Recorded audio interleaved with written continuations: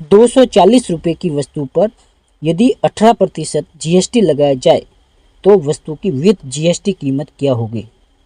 दोस्तों, इस टाइप की गणना हर किसी के लिए बहुत ज़रूरी है, चाहे किसी कंपनी का सेल्स एग्जीक्यूटिव हो या कोई बिजनेसमैन हो या कोई भी स्टूडेंट जो बिजनेसमैन बनने की चाहत रखता हो। तो मैथ्स की ये गणना है ना, वो हर किसी को आनी चाहिए, चाहे वो मैनुअल हो या कैलकुलेटर से निकालना हो।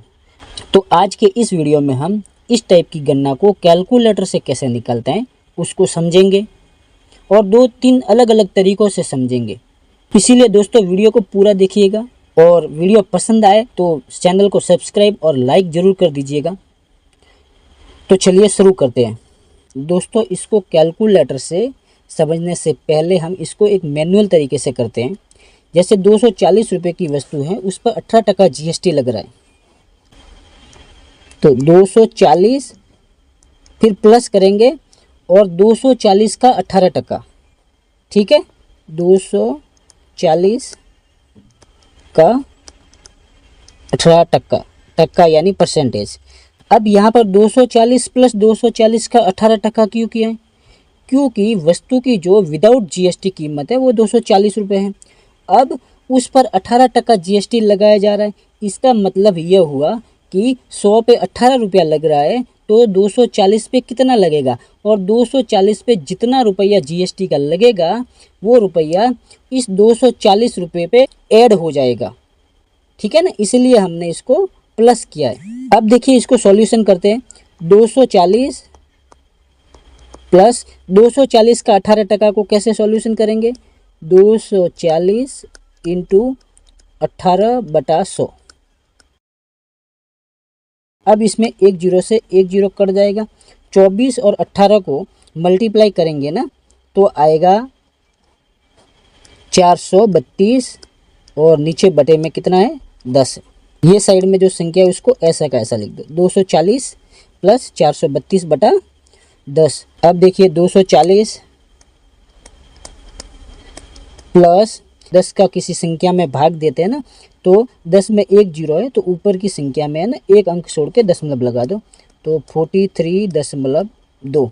240 प्लस 43.2 को हम जोड़ देंगे ना तो आएगा 283.2। इस प्रकार से वस्तु की जो विथ जीएसटी जो कीमत होगी ना वो होगी 283.2।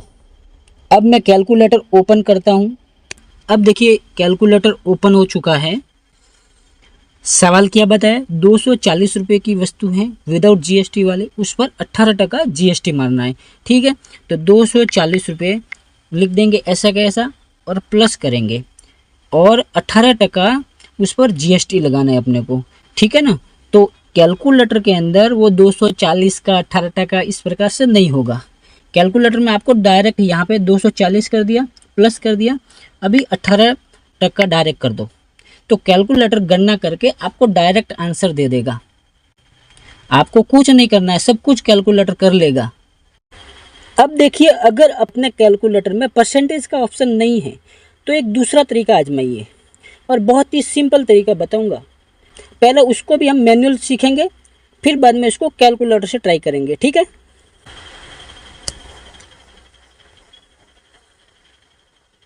देखिए 240 रुपये की वस्तु है, उस पर 18% जीएसटी लग रहा है। अब हम एक पर निकालेंगे, 18% मतलब 100 पे 18, तो हम एक पर निकालेंगे, समझ रहे हैं ना। मान लीजिए वस्तु की कीमत 1 रुपये है तो उस पर जीएसटी लगेगा 0.18 यानी 18 पैसा। जितना टका है उसको उतना पैसा करना है और उसको एक में आपको जोड़ देना है, तो एक में इसको जोड़ देते हैं यानी 1.18 यानी 1 रुपये की वस्तु है वो विद जीएसटी होगी 1.18, 1 रुपया 18 पैसे की। अब वस्तु कितने की है? 240 रुपये की है ना, तो 240 रुपये की वस्तु है ना उसको 1.18 से मल्टीप्लाई करो, ठीक है। तो 1.18 करने पर 283.2। अब इसको हम कैलकुलेटर से कर देंगे। 240 रुपये पे 18% जीएसटी लग रहा है। 240 इंटू 1.18 283 रुपया 20 पैसा। सीधा सा हिसाब है, जितना परसेंटेज है ना उस परसेंटेज का पैसा निकालो, एक में प्लस करो और उसको संख्या से गुना कर दो।